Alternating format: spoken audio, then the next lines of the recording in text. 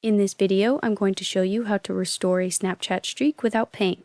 So, if you lost a Snapchat streak and want to restore it without paying, here's how to do it. First, I'm going to open up Snapchat, and then up in the top left-hand corner, I'm going to hit my profile icon.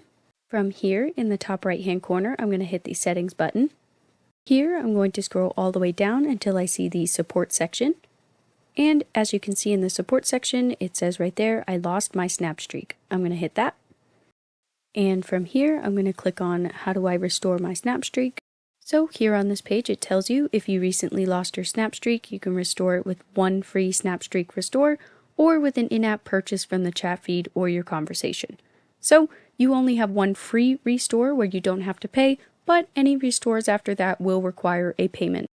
There is another section on Snapchat that explains this. So if you go back to the support page and then click on I need help, right here in the middle, you can see it says I lost my Snap streak. Go ahead and click on that. And I'm going to go ahead and click on that second question down there. I lost my Snap streak. How do I restore it? And here it does tell you the same thing as that other page.